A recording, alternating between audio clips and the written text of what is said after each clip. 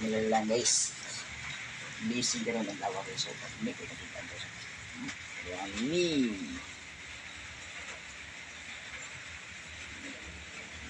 Itlog. Busy ka guys. Yummy, lamig guys. So, dahil mga idol. Kanilang idol, malas naman.